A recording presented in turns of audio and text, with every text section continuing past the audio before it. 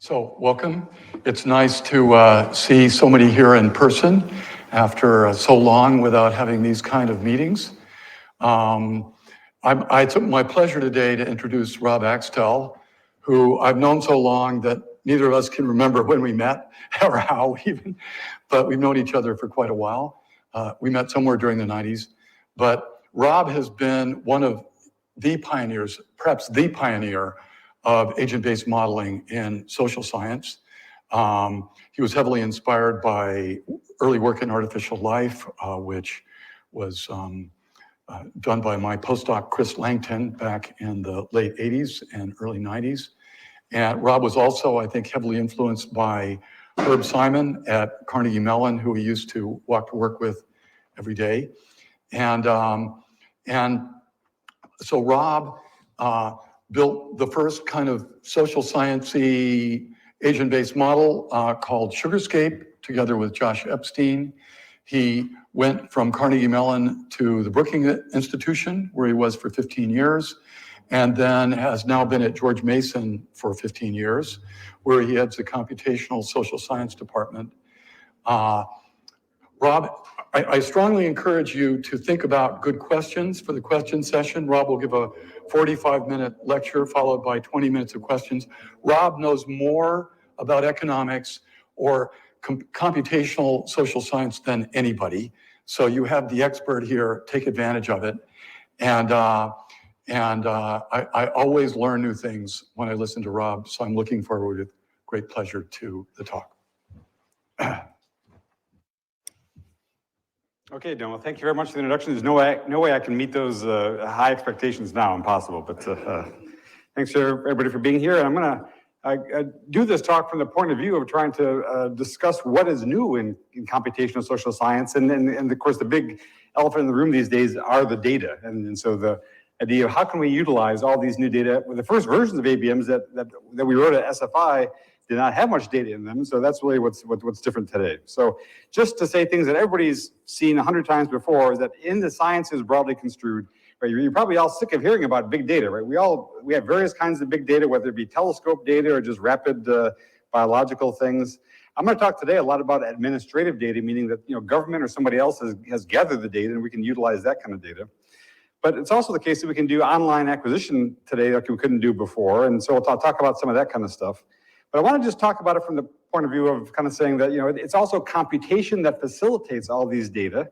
And we have to have, some kind of way to deal with, storage of such large scale data. And then, of course, machine learning on these very large corpus of data. So this is kind of the background in the sciences. I'm going to dig more deeply into the social sciences, but to say that, I guess the point of departure I want to get across today, kind of the main thing I want to say today is that the way that we have done science in the past with incremental data, with a little bit more data, has always been, we know the main thing that we're trying to do. We know the main structure we're trying to work on. We know the main thing we're trying to explain, and it's a tiger, okay? And now we're just going to add our piece to the puzzle, right? We're going to write our paper, and our paper is going to appear in Science Advances, and that's going to add a piece to the puzzle.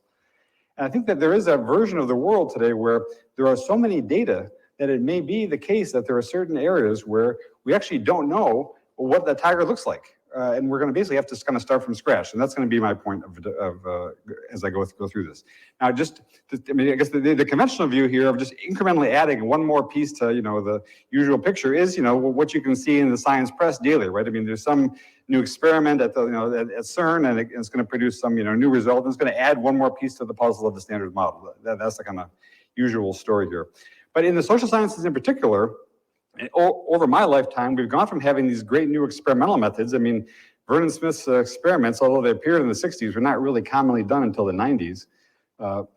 And then we have, larger scale data from the recent Nobel Prize of Esther Duflo for doing, field experiments, online experiments, and are kind of order of magnitude bigger. Maybe the field trial is 1,000 to 10,000, online 10,000 to 100,000, and then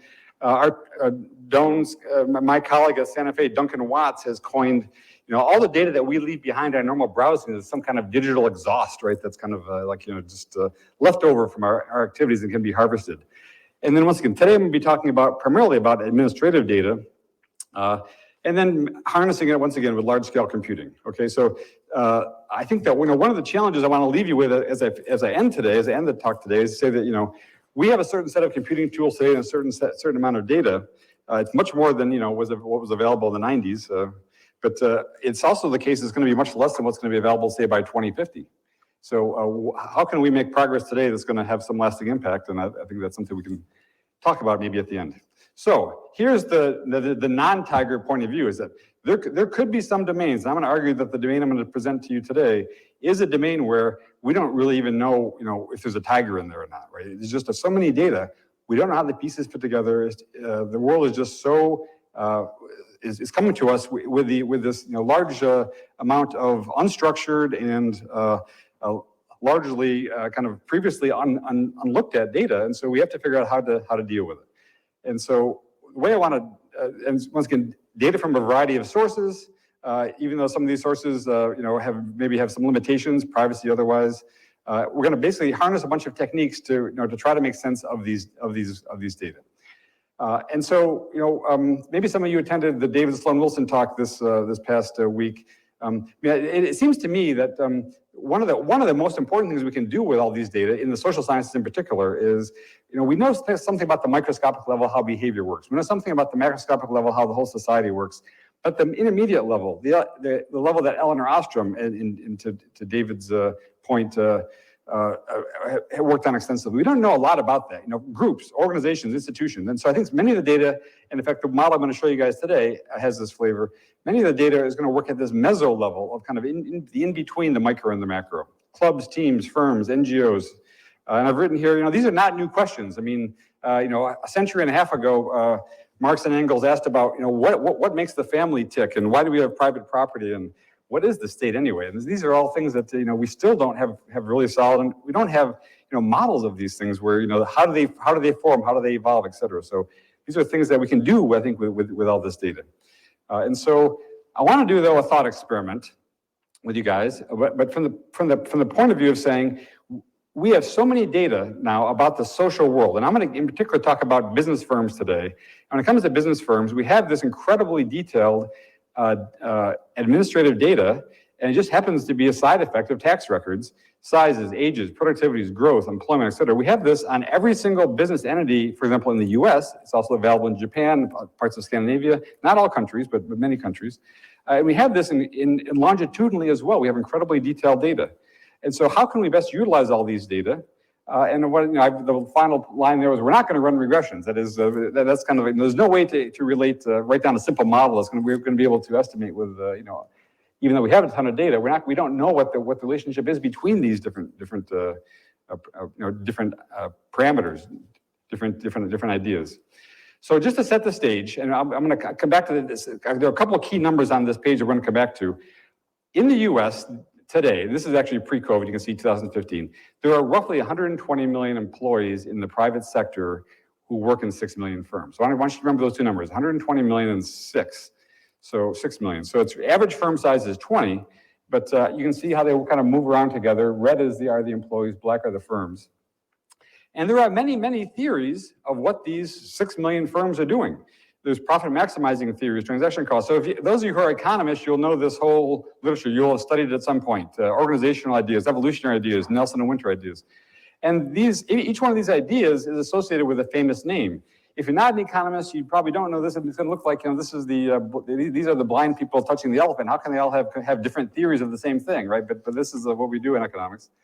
Say these are there have been many Nobel Prizes given out for these great theories as they've manifested themselves. But the main point I want to leave you with about these theories is that they are not relevant to the microdata. They're not relevant in the sense that we can't take one of these theories and say, we'll build some code, for example, and we'll get coming out of one of these theories a model which can then reproduce the existing data. So even though there are many famous names associated with these, with these theories, the theories are in some sense very inadequate. I mean, the theories can't even speak to the microdata, and we can go into that in more detail, and I will in a minute. But for now, just take that as I say it. And here's a thought experiment. The thought experiment is, I want you to think about the history of science, the history of the Enlightenment as through science, or early work on astronomy, for example, Copernicus, Brahe, Kepler. It is in fact the case that the system that they were trying to understand, happily, had 6 planets in it, right? 6. They're pictured there in the Tychonic model. Some of you will know, Brahe basically just didn't want to fight with the church, so he's in essence put the Earth at the center, but everything else is just Copernican, right? And by the way, as a footnote on Copernicus, he's scared of the church. He published posthumously, but so what was Copernicus known for in his lifetime? He was the first, from what I can tell, the first econophysicist.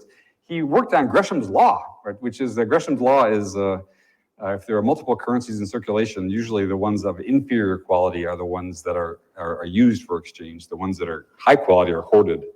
So Copernicus was an early student, advocate, and contributor to that theory, but that's just an aside. I mention it all because with Brahe's data, Kepler was able to figure out the laws that today bear his name. What if there had been 6 million planets? Now, this is a very unphysical thing to think about. This is this is not really credible to think. You could look up in the sky and see tons of stuff whizzing around there. But I want you to really think of it. What if it was possible? There'd be this sky full of dynamism, right? And it may be so dynamic with 6 million planets that you wouldn't even be able to see the stuff that was stationary behind it, right? It would just be so involved. But just think about how hard it would be to do science if we had been, if our solar system had 6 million planets. We have 6 million firms, right? So it's hard to do. This is kind of where I'm trying to go with this. But so imagine there's one big Jupiter, and you can go down 6 decades of scale. And if you go down 6 decades of scale, you get something about the size of 1/10 of the Earth's moon. So imagine if we had 1 million things 1/10 the size of the Earth moon. You have one Jupiter, one Saturn. But this would be, of course, a really dynamic thing to look at. You probably could just enjoy yourself by sitting up there and staring at all the dynamism up right in the sky. And you'd see collisions, you'd see fragmentation, you'd see all kinds of. It'd probably be a very dangerous place to live too, because there'd be stuff crashing into the Earth, and it'd be a difficult place to. So you have to relax your critical faculties for a minute here. But I say, what would astronomers have done in such a world? Well, one thing they would have done is, Herbert Simon in 1950 did not know how to, look at all the firms. So he said, well, I know what the Fortune 100 are. There's a magazine that prints one of the biggest 100 firms. So maybe Ptolemy would have categorized the biggest 100 planets, and he would have said, well, they're important. They have some role, until one of them blows up because they smash into another one or something, right? But maybe they would have, you would have seen so much dynamism up there. Maybe there'd be, would have been a theory of planetary collisions. That could have planetary evolution as a result of those collisions. My point is just to say that some of the topics that we care about today in theory of the firm would have been natural topics. I think scientists would have proceeded on the same basis. Could there also have been networks? Today we care about networks of firms. Who are the buyers? Who are the suppliers? And I'll show you data on that in a minute. But maybe there'd be clusters of planets, out by in a certain area, or networks of interaction, something. I guess my main point about this thought experiment is, and I just say that I have a book coming out on this, which I'll get to in a second. But we have an extended discussion of this idea in the book. The idea that what if how hard it is to do work in this area. But maybe if in fact astronomy had been dealt the hand of 6 million planets, it would have been very hard to do science there as well. Just this complex. In a complex system of 6 million planets, would it be easy or hard to deduce the gravity law? My sense is it'd be just so dynamic, it probably would be hard. Now maybe we can have a discussion about that later on. But I want to contrast this now with what if, in fact, if we'd been born into a world. Imagine if in England, those of you who are natives, or in the U.S. or France, wherever you're born, there were only 6 companies, 6 organizations. Imagine if there was one big ag co-op that all farmers had to participate in. There was one, GE type manufacturer diversified from the 1980s or something. There's one bank. This Amazon is the only retailer. The economy would look a lot simpler, wouldn't it? If there were just 6. But this is what Kepler and Copernicus and Brahe faced, where they had only 6 things to study, and so it may be in fact that in some sense, right, the first systems of science that were looked at in the Enlightenment were in fact relatively simple systems compared to what it could have been, what it might have been. I think that the physiocrats, they were early scientists in France. They probably could have developed coherent theories of this, these six organizations. If the whole country ran with 6 organizations. I mean, once again, this is very unnatural to think about, but it's just a thought experiment. And then I just asked the question, could it have been the case? Imagine if we had only 6 organizations. Could it be the case that maybe the social sciences would have been the easy sciences, And then the physical sciences would have been the hard sciences, hard in the sense of difficult. But anyway, it's just a thought experiment. Simple systems are by definition easier to assess, than analyze than complex ones. So once again, I explore this a little bit in this book. The book is all about firms, and it's broken up into parts about data, theories, models, and methodology. And I'm going to go through a little bit of this, each one of these sections in the time that I have today. I apologize in advance that I'm actually going to have to skip, I'll skip a bunch of the details. You'll see there are a bunch of data series that are fun to look at, maybe kind of like sitting back and looking at 6 million planets in the sky or something. We are fun to look at, but we can come back to those if there's questions about them in the Q&A. Okay, so we're talking about the private sector. Talking about the U.S. private sector, we have, once again, this microscopic data on there. And as my friends at the Internal Revenue Service, the tax authority in the U.S. always say, is that if in fact there are some firms that are not in my data, they would like to know who they are, or they'd like to talk to those firms. So it's really every firm that matters. Now we know that things like output, essentially all output, government makes very little output. Almost all output, all innovation is due to firms. Everyone who's an employee, it works for one of these firms.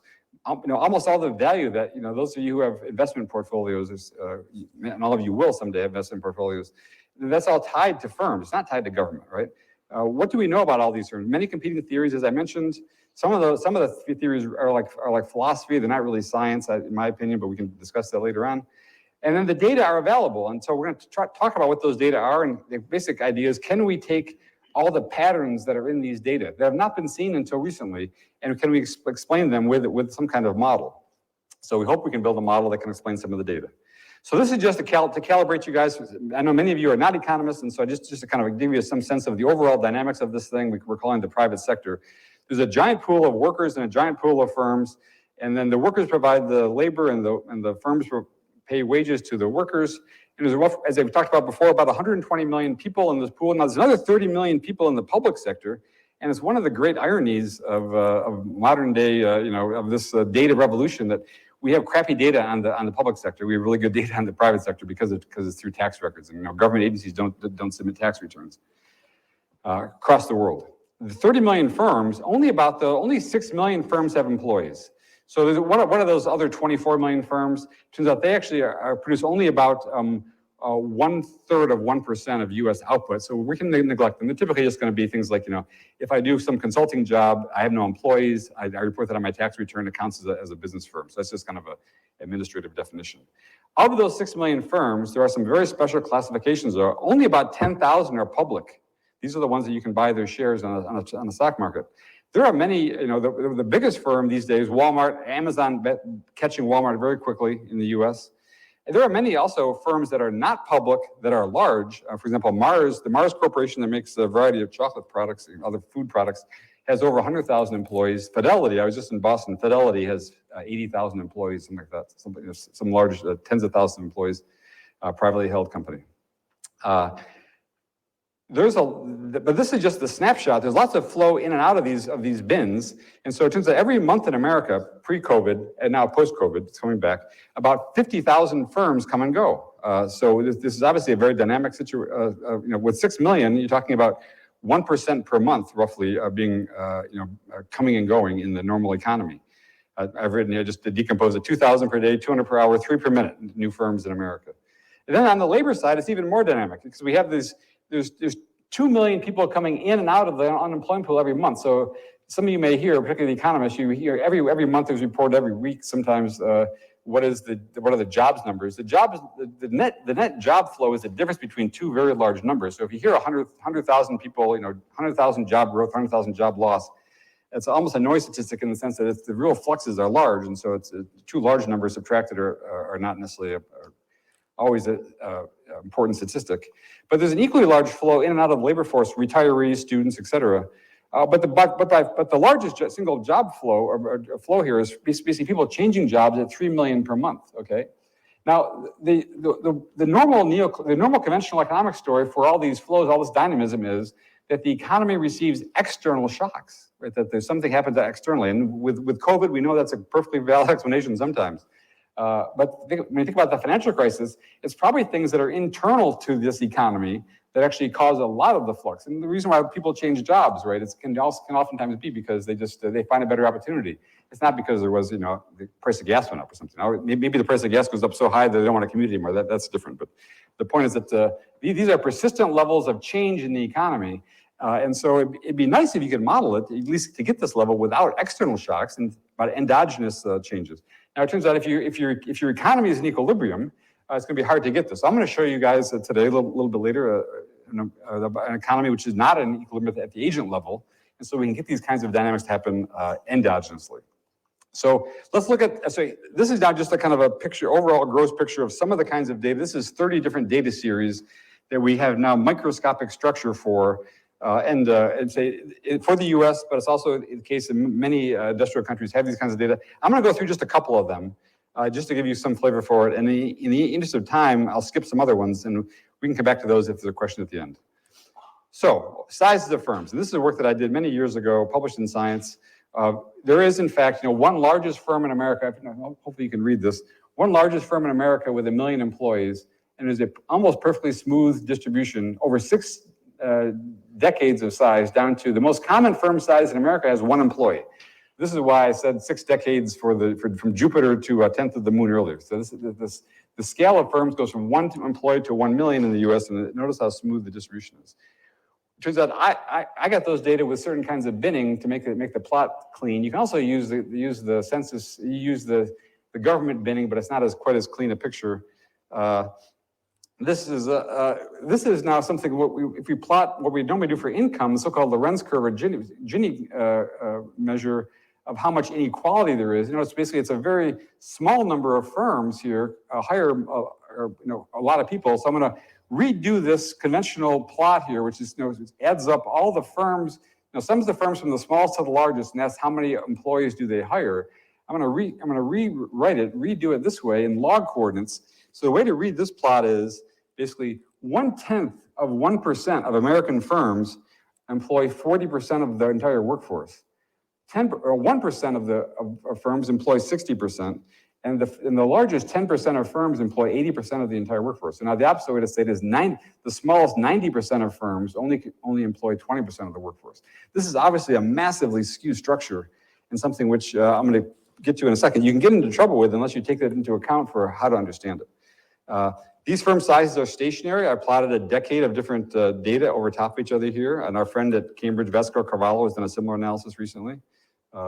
But yet, even though firm sizes are stationary, notice certain, I don't know if you can read this or not, but certain firms of different colors, certain well-known firms, Intel, FedEx, Microsoft, they're just growing monotonically since the 1970s.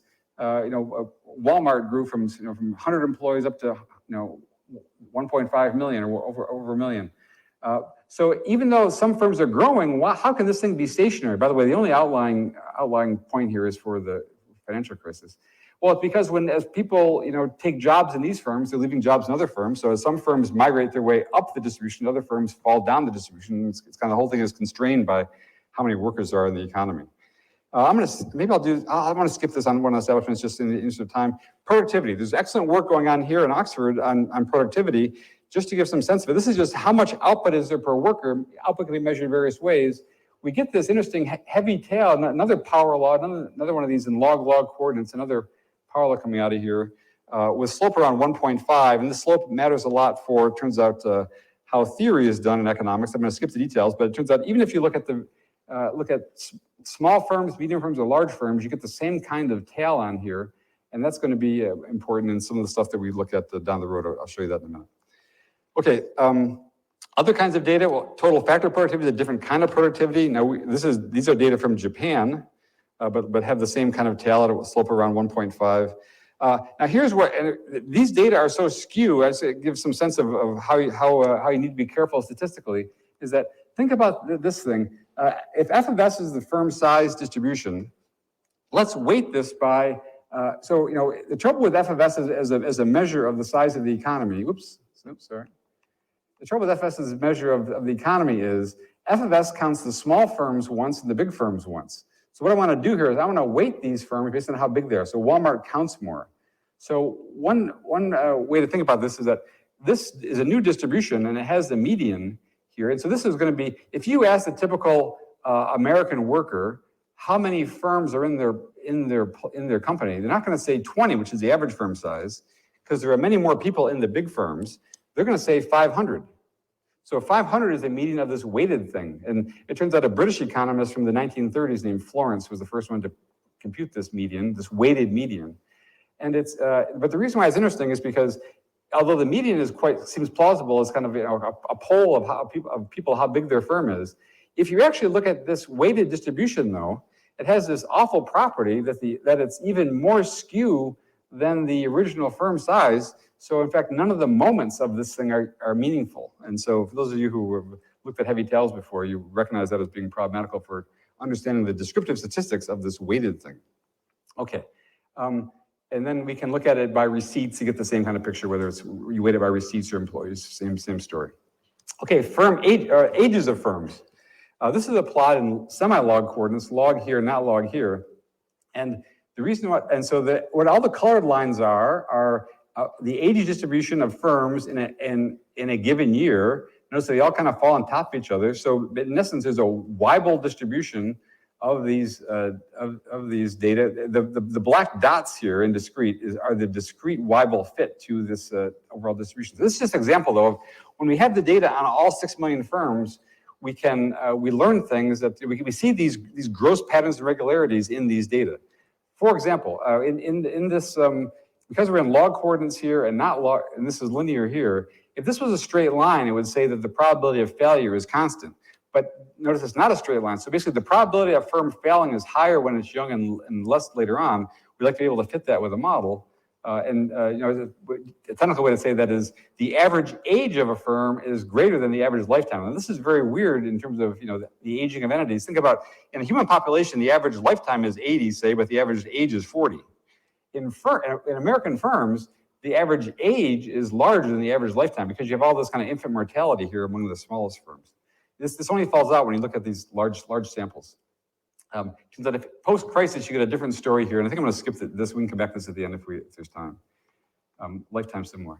So, okay, so then basically, when you look at the data on all firms, you find that the probability of a firm's exiting or firms failing declines with their age and with their size.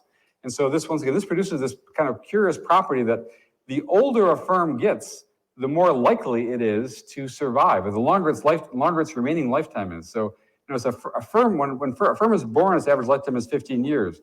But if it can get to age 40, it's going to live another 25 years. So this would be like, if you're standing next to your parent is going to live to a later calendar date than you are, because they've gotten to a later age than you, they have a longer expected lifetime, longer remaining lifetime. So this is very peculiar aging, yet it turns out many laws in the U.S. are still formulated along the ideas that a firm is like a family-run firm, but obviously firm aging is very unlike a biological aging. Okay, I'm just going to show a couple other things here just to kind of whet your appetite. Then I'm going to skip the data and go on to the model part of it. But basically, when it comes to there are about 500,000 firms entering every year, showing the 30 years of data here. And these firms, every colored line is the size distribution of entering firms in a given year. This is slope around 1.5 for entering firms. Remember, the slope was around 1 for all firms, but entering firms are more. There's basically fewer large firms. And then it turns out for exiting firms, it's also this is the case. Now we don't know why this is one. Why should it be 1.5 and not 1 or something else? We don't know this. This is something we need to explain through a model. Growth rates. So we just call the size of time t plus 1 over the size of time t capital G. Take the log of that, you get small g. Typical plots of small g look like this. And here I've got it just disaggregated by whether it be the blue and red are small firms. The purple and yellow in here are large firms. And what you see basically, some firms grow over here, some firms decline over here. But you get this kind of, looks like a tent-shaped map kind of thing. Now, good work being done here at the Oxford Martin School estimates this thing as being a Levy stable distribution of growth rates. Or I guess that's actually technically productivities you guys were looking at, but then some work is being done on growth rates. And then one of the important things that we care about for these kinds of plots are how does the variation what's the variance of that distribution as a function of, for example, of size. And so we can look at, what is the mean growth rate, what is the variance in the growth rate, and whether we include outliers or not as the difference between the blue and black lines. But the main thing to say is that we can look at questions that have been only addressed so far with very small samples of firms. We can look at that within the population of all American firms, all 6 million American firms. Other gross regularities, job tenure, there's a very smooth distribution of these. Every line is for a different year. How long do people stay in their jobs? 20 years, 10 years, 5 years. There's this kind of funny curvature down around 3 years where a bunch of vesting happens and a certain kind of up and out program, up and out jobs kick in. How does employee turnover depend on firm size and age? More gross regularities here we'd like to explain. And our data even support things like, how does the turnover depend on the age of the worker? Now, our models are not so fine to reproduce anything like this, but basically, older workers have much less turnover. In fact, this is because we're in log coordinates here. It looks like a power law, although we should always be skeptical of power laws that have less than a couple decades of data. But anyways, it looks like yet another power law. Okay, this gives you some sense, though, of the microscopic data. And I'm going to just skip the rest of it, I think, in the interest of time. But we can come back to it. There are various kinds of networks we can look at. I'm going to skip these things. There are various kinds of, the locations of firms clustered in cities is a whole other kind of data we can look at. Okay, and there's a whole chapter of our book on this. It's conventional to think, after Professor Ziff, to think of cities being agglomerations of people, which of course they are, but they're also agglomerations of firms, of employees, and of people, right? And so it's not clear where do firms form in cities, then people are attracted, or do people move to the cities and then that causes firms to go? Of course, it's some kind of dialectical combination of that, no doubt. Okay, so this is just a summary of all the data. We have all this kind of microscopic data, and as I've already mentioned, none of those conventional theories of the firm are of any use. To put it baldly, in explaining these microscopic data. Now, that I'm prepared for someone to say that I'm overstating the case, and we can have that discussion at the end. But of all the theories that I showed, none of those are useful at all. There are, in fact, a little bit more recent work which tries to pull off some empirical relevance from those theories. We can talk about that. But typically, they're going to be explaining one, maybe two series. And what I'm going to try to do today is explain almost all of this. Now, it turns out we can't explain all of it even yet today. Much work to be done, but we'll try to explain as much of it as we can. So the idea is now is we're going to come up with a model. And what I'm going to show you guys now is I'm going to show you the finished product of of something on the order of a decade's worth of work by a research team. So we were not, when we first started this work, able to do computing with 120 million agents. So that took some doing. And so I can discuss that later on, but I have some slides about how we do that. But for now, just assume that we can instantiate 120 million agents in software. And I want to get coming out of that, right, 6 million firms, 3 million job changes every month, 100,000 startups, 20,000 largest firms, 1 firm with 1 million employees, all right? Those are all desiderata from my giant population of 120 million firms. So what is the microeconomic specification that does that? And that's, maybe there isn't one, but, because hopefully there is, because it happens in the real world, right? And the real world tells us that all these things are features of the real world, and the 120 million workers is what's out there. So, maybe we'll have to come up with something radically different, but maybe we can just build on what's been done before. We'll see. And the methodology is going to be computational agents of the type that Professor Farmer mentioned, agent-based modeling. I would love to be able to solve these 120 million equations simultaneously, every worker trying to pursue his own self-interest or something. We don't know how to do that today, so the approach is of necessity computational. And I have just, the idea is that we're going to build a one-to-one model here, okay? Now, let me just pause for a minute and say, some of you may know the famous old short story by Borges about the map makers of some fake city, right, somewhere, where he says, these map makers were so good and they became so prodigious that they made a map at one-to-one scale, and they found that the map was not useful because it was at one-to-one scale. Okay, so that's a problem potentially with a giant map, right? The trouble is, the difference is, and for those of you familiar with the digital twin literature that has arisen in computer science lately in multi-agent systems, is that when you can build a model at full scale and you can execute it at 1 million times real time, that can be very useful, right? Because then you can do things with just the fact that it was at one-to-one scale, would make problematical otherwise. So I've got a picture here of, of a Formula One track, although it's got NASCAR drivers on at the moment, and my kid's HO track, right? And so I want to have the same number of cars on the track, the same number of entities that are, same number of actors in the system. But we're going to basically try to get this system. I'm going to be very flexible. I'm going to be willing to relax all the usual economic theory assumptions if I can get all this stuff to happen. That's the key. I'm going to really let the data tell me what to do, right? If the data tell me I have to break some conventional assumption, I'm going to break it in favor of the data. That's the data-centric approach to building models. All right.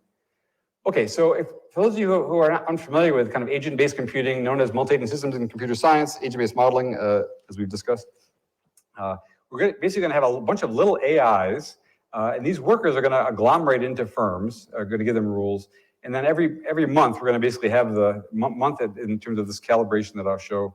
We're basically going to have these agents are going to basically pick which firm to work in, and then the firms are going to make a bunch of output. This chart is for primarily the economists in the room from a paper that Professor Farmer and I have forthcoming. We talk about the fact that economic models typically feature a lot of different components. And there's a way that we teach students to do this in Moscow, Lowell, Winston, and Green. And we know how to solve models that have these features here. But in reality, the world is behavioral. People are not rational. The world is full of heterogeneous things. Knowledge is local, tacit. We don't always have, maybe we want to solve for 120 million workers instead of just one representative one, right?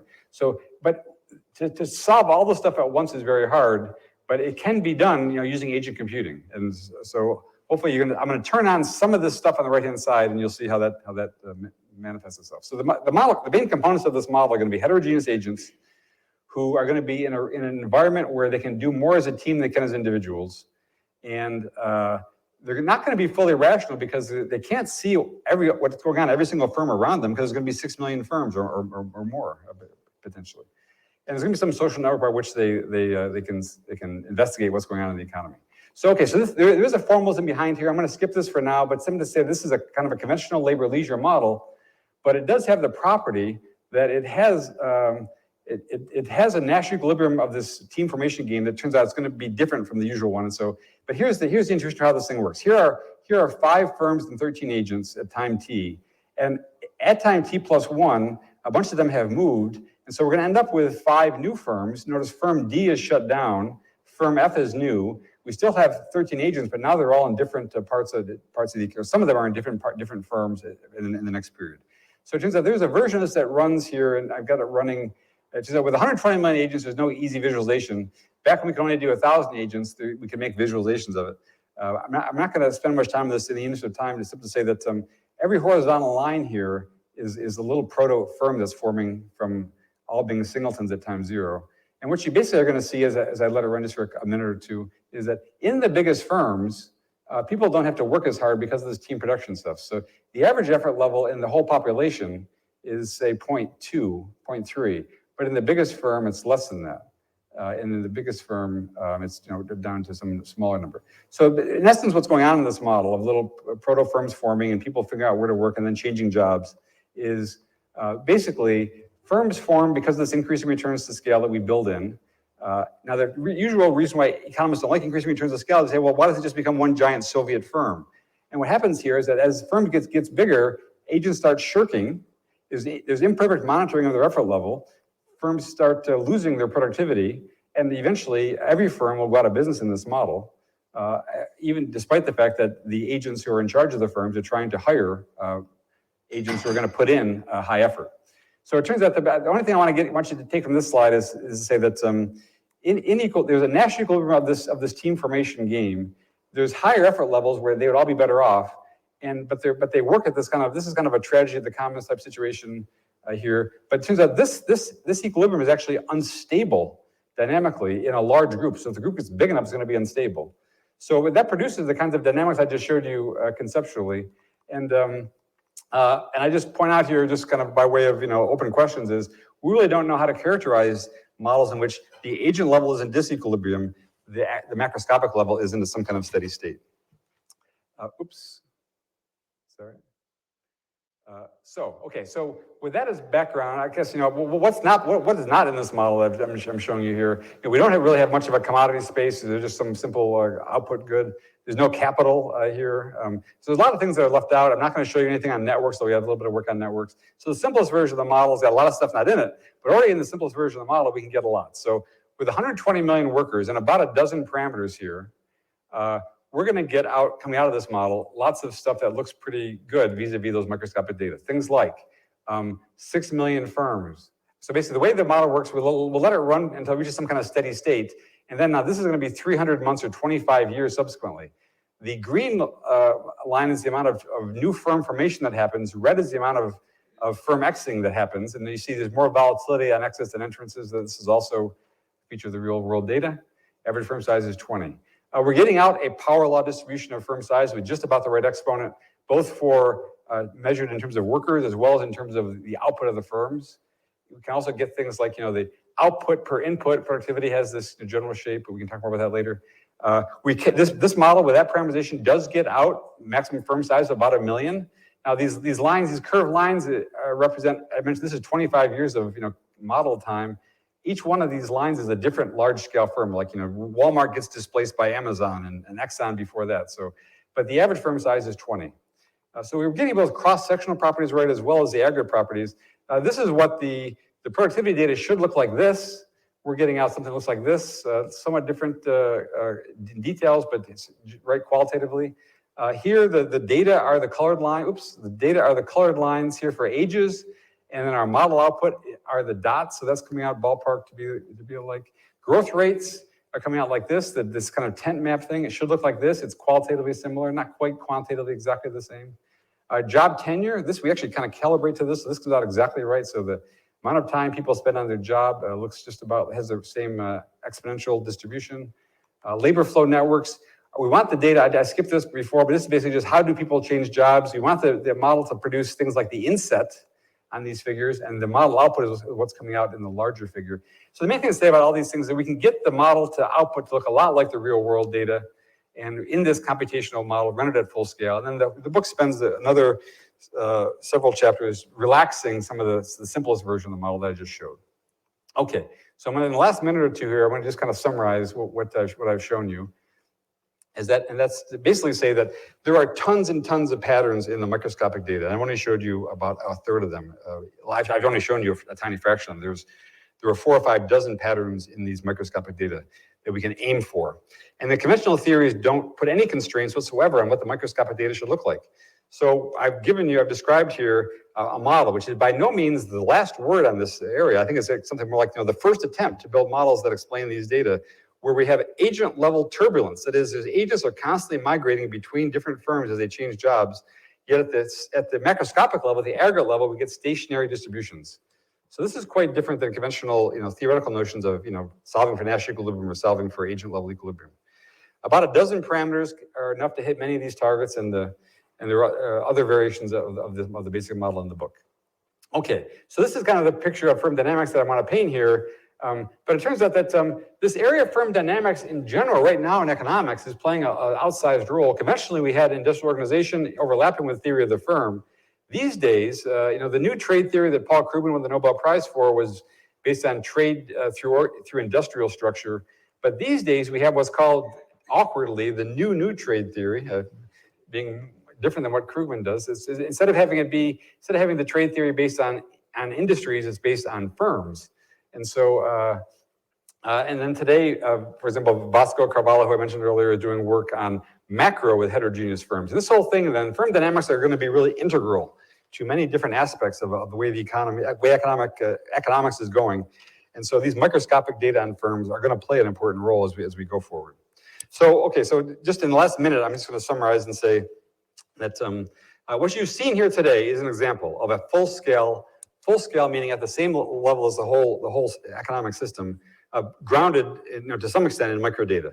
Another prototype, by the way, is work that Professor Farmer and I did with colleagues on housing dynamics, where we basically got data on an entire city, and we tried to have a model that agreed or that produced the kinds of dynamics that were observed. Also here at Oxford is work done by Richard Bailey and Ernesto Corella, and then we have several co-authors, work in which data were acquired on every single fishery in a large kind of continental scale fishery. And then they built a model with every single fishing vessel, every single fishing worker, every single fish that got harvested in essence comes out of these kinds of models.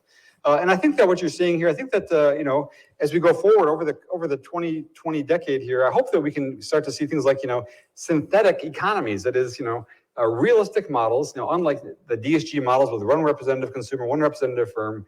Realistic economies with large numbers of interacting agents, and once again, they can defeat the critique that they're one-to-one models because they're going to run so much faster. They can really be used for policy, for example. So Borges' critique hopefully does not apply here.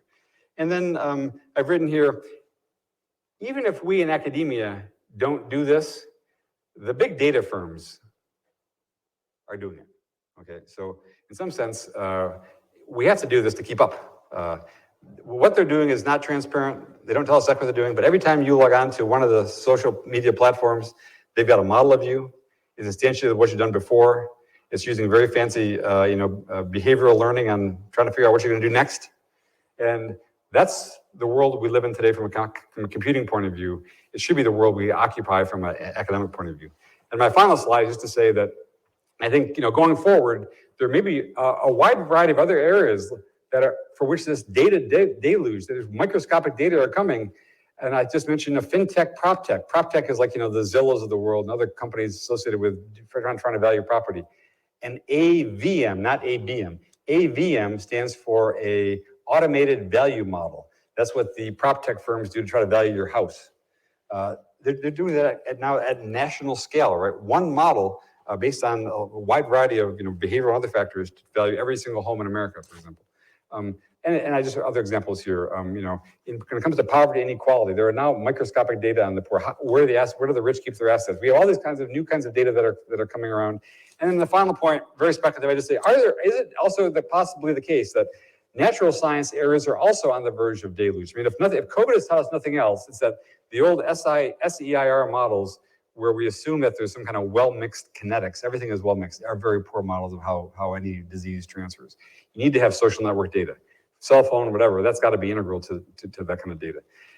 Recent work on using machine learning and sensor networks, not obvious how you use tectonics to model that, but machine learning is giving us good predictions here, tons of data coming on that. And then I guess my final point is that it could even be that astronomy, where there's a data deluge happening, also has to junk certain of its former models in favor of new models in order to explain the data. And so with that, I'll stop, and hopefully we have time for some questions.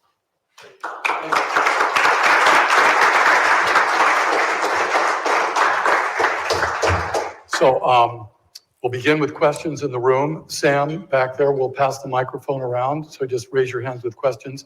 I'm going to just begin by, Robbie, just one clarification issue. When you mentioned the assumptions you made to get all these rich properties, right, yeah. I think it'd be worth you just reviewing a little bit how simple your model, and what are the key things you put in that model? Yeah, fair enough. Okay, so the model basically is driven by trying to get that job-to-job flow dynamic right. So basically the key part of the model are not production networks, or not things that would normally be in there, like things like, consumers want to buy certain firms' products. No, the core idea is that individual agents are working in a firm and they're deriving some income from that, but eventually their colleagues start to shirk, the productivity of the firm goes down, they then look around and through a social network and say, can I find a better job at another company? And the answer is with enough time, every worker can find a better job somewhere. And that induces the job-to-job flows at the empirical level that I showed, about 3 million a month in the US. And so it's essentially the story of job-to-job flows, and that then perturbs the fact that the workers move, and in particular, because workers are heterogeneous, the high productivity workers are the first ones to leave a failing firm. They go out and do a startup or something, and then so that's a kind of endogenous perturbation of the productivity that then will cause, say, a large firm to go down. So that's the essential mechanism of the right. So, questions? Yes. In regards to your proposition. Wait for Sam to give you the microphone. Thank you. And say who you are. Hi, I'm Ryan. I'm at St. Clair's, Oxford for a short-term study abroad. Thank you very much for your talk. And I was just curious, in regards to your propositions, is there a specific company or software architecture best suited for this big data flood, whether it be Facebook, Google, Palantir, et cetera? Or is it just something we have to contend with as we go? Yeah, I think that there's no particular company that probably is, well, of course, every company's technology is proprietary, and I don't know what they all have. But I would just say that in the kind of this emerging laundry list of exotic acronyms for machine learning technologies, right? AVMs and GNNs and GANs, generative adversarial networks, et cetera. There's so many different LTSMs, but it seems like all these machine learning technologies all have their own role to play, and so I think that they're being widely deployed in these environments. And just by the way, if it wasn't clear from a truth and lending point of view, as it were, on my first slide, hopefully it was clear. I am spending a bit of time at Google Research these days, so I know a little bit about what's under the hood there. But I think it's fair to say that all the new machine learning technologies are being widely exploited by all those platforms. And you know, they're doing it from the point of view of trying to increase, the welfare of their users. I think they have the users in mind when they when they design their platform. But I think it's also the case that those platforms, as they've evolved, are now very complex in and of themselves, right? And it's somewhat unclear as to exactly how to make users better off, happier, et cetera, in such a complex environment. So it's unclear which kind of techniques are most lucrative in this domain, I think. Thank you. Question?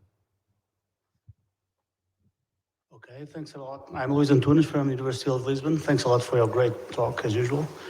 I was curious, my question is on the sequence of Professor Farmer's question. I was curious about how you deal with heterogeneity of agents. And you talked about how you didn't want to have a representative agent, but you have 100 million of them. How did you solve that part? Did you cluster them? What kind of techniques do you use for that? Right. Okay. So the question is about heterogeneity, and maybe I should have answered Don's question too in an opposite way. And that's to say that one of the curious things about agent-based modeling that as it's arisen, as it's published in the journals and things, is that we typically report what works, and we typically don't report like all the things that we did that didn't work. But that's actually useful to know. Like, so if a student wants to come up and say, I'm going to make your model better, but I'm going to try this, that, and the other, say, well, we actually tried those things and they don't work. So, but we never published that. So maybe one way to answer your question, Luis, is some of this, let's say along the lines of, when we started building this model, we had only two kinds of agents, kind of like, hardworking ones and lazy ones. And then we tried to mix the proportions. And then we found out that, it's hard to get things to come out smoothly when you have just a few types of agents, even if you partition into kind of like, some intermediate type between lazy and hardworking. Make a long story short is, almost all the specifications of the model that I showed there are things, right, that have kind of, they've evolved as we got more data. We then changed some of the specifications, ran the model, made it agree more. Then we got more data, and we kept doing this process till we finally ended up with the fact that we now have this complete spectrum of workers who like income. So the main heterogeneity is how much do they like income? Some workers love income and will work very hard at the company, and they don't care about leisure. Some workers are going to work, some workers only care about leisure and are going to shirk like heck at the company. And you have a complete mixture all the way down. So it's a complete mixture between these two types. Now, one of the things we explore in one chapter is we say, how can you vary that heterogeneity and still get the results, yes or no? But then the main thing to say is that heterogeneous agents plays an important role, and certainly it's true that if you just try to use, for example, one agent with a moderate preference for income, you'll not get this kind of diverse result. More questions? Yes, right here. Oh, that's okay. Doesn't matter. Thank you. I would like to ask how much of your model's parameters did you adjust, quote unquote, by hand when trying to come up with the best fit, or how much of it was with machine learning or with other similar techniques? Right. So it turns out the initial work we did is largely by hand. And then in the last couple of years, we've appealed to a much more kind of automated machine learning approach. And I'll just report the fact that there are versions of this model in several different frameworks. Including one of these days that's in kind of even like a TensorFlow kind of thing that we can really automate. But having said all that, I just report that in general, I think that one thing I did not emphasize, but which is going to appear naturally here, I think in any kind of world where you have a large number of microscopic data of the type I showed here, is that think about fitting a model. Now, I'm going to have to do things like when I adjust a parameter, I may get a somewhat better fit for a firm size and a somewhat worse fit for a firm age. How do you trade off firm size for firm age? How do I trade off two things that are incommensurate with each other, right? So in some sense, this is always going to be subjective, right? And so I think that the usual approach kind of any econometrics where we imagine we could have objective ways to fit data and then minimize some loss function or something are going to be very subjective because we're going to be trading off these incommensurate things. You could even say, even if you want to use moments and just compare the moments, that's still, if I'm comparing moments of growth rate distribution with productivity distribution, how do you do that, right? So in a world of having a large amount of data like of this type, you're going to be doing fitting in a very subjective fashion, which I think in some sense people will find very unsettling because usually you think I can just turn a crank and get the right answer, get the best parameters. But I think in some sense the best parameters depend on what the modeler thinks that they should be. It's going to depend on what you think are the best fit. You may think that you really want to get the sizes right, and she may think she really wants to get the ages right, and so you have different ideas about what the right parameters should be. But maybe just to add on to that, Robert, how much did you improve it by using estimation to fit from the early version? I would say in some vague way. Yes, I would say that what we learned with the machine learning part was there are actually several parts of the parameter space that provide pretty good fit with kind of a very flat ridges between them, where we did not understand that when we were doing it by hand. We're doing it by hand, we can kind of only explore certain parts. And, so that was really what we learned with the machine learning. Okay. Arnaud? Hi, it's Arnaud from computer science. So it's a bit of a related question. So in your calibration process, when you're trying to fit the parameters to recover the data, did you do like a full analysis in which you recover all the set of parameter spaces that reproduces the data? And if you did that, did you find something surprising that, for instance, some parameters were very degenerate and you could recover the data from very different behaviors of the model? And is there anything that surprised you there? Yeah, so I guess, it's a good question, and it ties into the previous one. And maybe the first thing to say is that this is just maybe for those of you in computer science, or maybe for those of you who have not seen economic data before so much, that it turns out that almost all parameterization of this model produce garbage in the sense that you need to get out heavy tails, right? And it's going to be very, very hard to get Walmart to come out of this thing, right? You got to get Walmart with one firm's got to have 1 million employees. That is such a weird structure. And in fact, if I just, if you go all the way back to, don't mention Herbert Simon. Herbert Simon talked about this back in the 50s when he first looked at the Fortune 100 data. And he said, this is such an extreme structure, such a bizarre thing. Normal statistics are not even useful in the thing, right? And then he got Savage to help him out. And make long story short, there's a whole discussion about trying to fit extremes when you have this kind of you're trying to fit black swans somehow, right? And so anyway, so the main thing to say is that there are, right? So almost all parameterizations don't work. But then to follow up on what we said earlier is that, but there are in fact, a couple different regions of the parameter space where you can get similar kinds of output with somewhat different, different way to say it. I can get Walmart to happen in a couple different parts of the parameter space, but maybe in some parts I get a better distribution of ages or productivity, and another part a better distribution of city locations or something.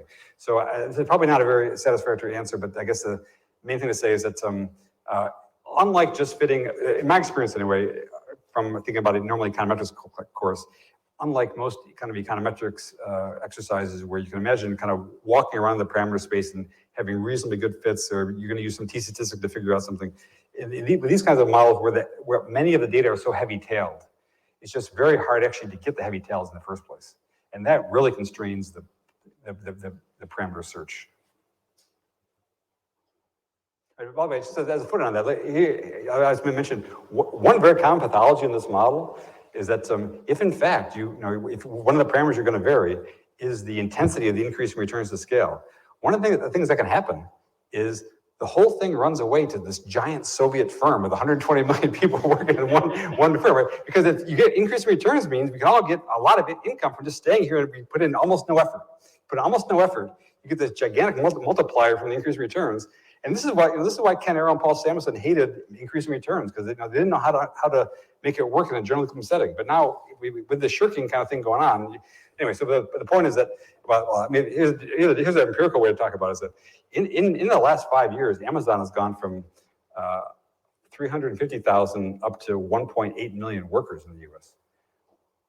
Where's it going to stop? I mean, I think it could go up to like 4 or 5 million. I mean, because it's going to really control a large part of all retail distribution. And so, I mean, that's my point is just to say that it may be that some of the things we observe in the model, which we think of as weird, actually may somehow foreshadow certain developments in the economy that could happen if in fact one company kind of cornered the market or built in enough increasing returns as one example.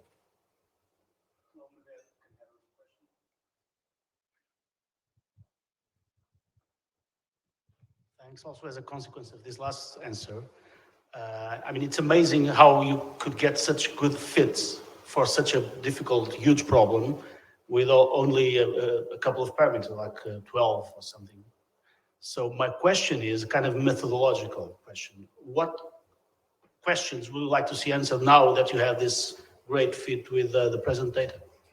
So I think two answers, Luis. One is say that we'd like to add more behavioral modes to it to get it to do richer things and add, to get it doing more than just job-to-job flows, to get put in different sectors of output, put in consumer behavior, that kind of thing. But then I think what the model really has to then explain more data than it does already. So I mean, if you're going to add more features, you want to get more stuff out of it too. So, but there are many data that we still are not explaining. For example, just one of concrete examples I showed earlier, the data on older workers typically change jobs with less frequency. We don't even have at the moment things like, the normal life cycle of a worker. These workers live forever, for example. We can easily put that in there. But I think maybe I think a deeper way to answer your question is as follows: to say that here at Oxford Martin and Doan's group, people are building. People care about macroeconomic models. They're building a model at the level of the whole world, a very large model. I think that these kinds of large scale models could be the basis for a new kind of macro model. Coming down the pipe where, it's just, can we have a head-to-head horse race? We're already having head-to-head horse races with small-scale ABMs and the conventional way the central bankers work, which are called DSGE models. So there's already a horse race there. But, is it the case that these kinds of large-scale models could provide a lot more macro realism? Now, I think it's maybe the flip side of that answer is the most common question I get from economists, and maybe I'm gonna step back and just spend 30 seconds on this and say, we submitted an early version of this work to the AER, which had maybe 100,000 agents back when it didn't have much computing, and we're getting those skew things coming out, but only 100,000 agents. Like the biggest firm you're gonna get is like 100 or maybe 500 or something. And the reviewer comment was, it's interesting that you're getting these kind of skew structures, but probably because there's no internal structure to the firms, probably when you scale it up, it's all going to disappear. So basically, they're complaining. They said your model has too few agents. That was essentially the complaint. Then, when we finally got the 120 million version running, we sent it to Econometrica. And Econometrica, the main comment was, do you have to use so many agents? Can't you get by with less, right? I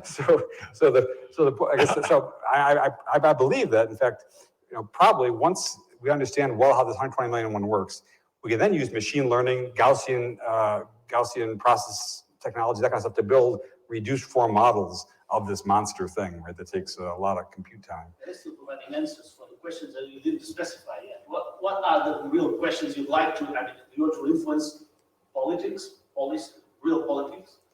Change the world. Yeah, maybe just to rephrase, what are the, applications for policy? What could you, if a government, what could you tell the people in the White House that, are there any policy implications? Right, so I think that, I guess the hope is that a model like this has got a lot of mechanisms in it. The DSG models have no mechanism, but they're just kind of a curve fits to existing. So I think existing macro models can do well as long as you're in an environment much like as long as tomorrow looks like today. But like what we saw during the financial crisis, when when September of 2009 looks utterly unlike February of 2009, you need to have a model then with the right processes in there. Because you can't, that's a time when the data are not useful. The data are not useful when you're in a different regime. Models of this type, I believe, can be useful. Models of type, I just mean models which have the right mechanisms in there, can be useful when you're entering a new regime, even though you have no data. Right? I have no data on the new regime. So models of this type could be more useful for policy eventually. And they're not ready for that yet. But my sense is that this is also the same with our housing market model. Housing market model works when the bubble's going up and also works when the bubble bursts because it's got the right gears in there. Right? It's all the machinery's all right. Versus if you just have, if all of your econometrics are the market's going up, then you're going to get a forecast that's going to go up further, right? You're never going to understand the bursting, right? So I think that models of this type can hopefully, I mean, I guess we don't know how to do it today, but the nirvana scenario is they can start to look at turning points. So that's a big picture goal. So I have one question in video land and internet land, and then I'll come back. This is from Isan Ullah. Did you use a hit and trial approach for training a model, or did you use a model by first analyzing or establishing some domain knowledge and then using a specific model for that? So which is neither one of them really. And so I would report how we actually did the thing, and I already alluded to it a little bit, but basically, at first we didn't have enough computing. We had a very small model. We didn't have much data either. My paper in Science was 2003 or whatever it was. So the only thing I had was firm sizes. So actually, the first work I did on this was I had no data at all. So no data, then we got some data, small model. So it was this coevolution of basically getting more computing and more data, but getting it one at a time. And that actually greatly facilitated us we always kept the model somehow in contact with the data. Then we would get more data and we have to change things around. And then we always stayed in contact with the data. We always explained more and more data. My sense is if someone had just handed me all that data and said, explain it, then there's a little bit, then I'm kind of like, kind of lost on how do you do that? It's not clear how to do that. But the fact that we were able to do it piecemeal, that was great. That greatly facilitated. And I mean, I saw very early versions of this model. I mean, this model's 15 or 20 years old. Yes, it's early. First conceptions are a long time ago. And I remember the early versions. You were getting qualitative stuff right early on, right? Because you did know qualitative things about the data, even if you didn't have it. We knew firm sizes were skew, but we didn't know what the actual exponent was. Yeah, that kind of thing. yeah. So, Carolina. Yes, hi, I'm Carolina, default student here at INET. I was wondering, how do you convince the policymakers to use IBMs? Because there are many problems that are new. There are those like regions in the parameter space where you get the same outcome, but then probably if you run simulation, you will get different, like in 10 years, outcomes out of it. So how do you convince people who actually make decisions about the economy to use IBMs? It's a great question. And for me, the first thing to say about it is that happily, I think Donald will agree on this, that there are many policymakers with some appetite for IBM. So that's the first thing to say is that some people are a little bit, I think some policymakers are a little bit kind of, not the wrong word to say bored. Maybe it's more like they're annoyed with the current limited, they've been burned by the limited toolbox they have available to them. So at the very least, many policymakers in economics in particular understand portfolio approaches to economics. So they say, we had a portfolio of tools just to understand what's going on. So that's the first thing to say. My experience with many policymakers, they typically are not the normal academics. They're interested in solving problems. They're interested in really kind of getting answers, right? So if you can show them you have a better mousetrap, they will usually listen, in my experience. The trick is to you want to do that honestly without trying to pull the wool over their eyes somehow, right? So you want to show them you have a tool that's at least as good as what they have.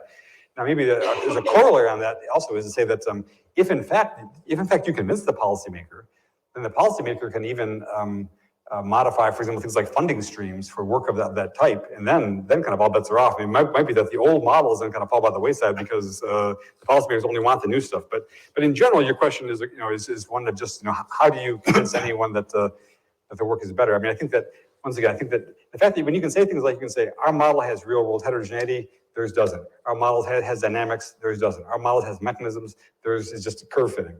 Our model can be fit to a decentralized, distributed, bottom-up data. Theirs is aggregate data. Many of the other things just sound conceptually better than what the existing process, the existing methodology is.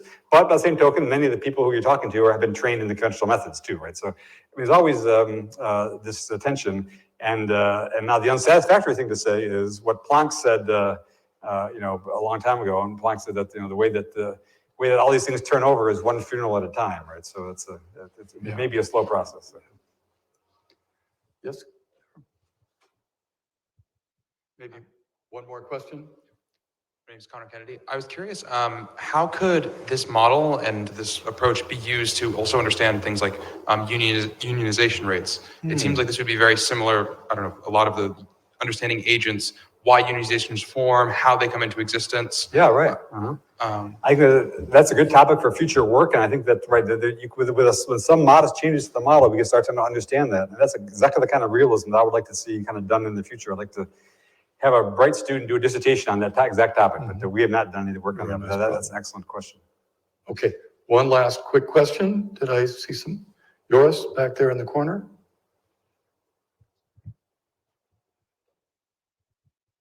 Hi there, thanks. I'm Joris, PhD student at INET. I had a question about like the shirking and sort of the leisure versus income preferences. Is there any data on this is actually what's happening in the dynamics?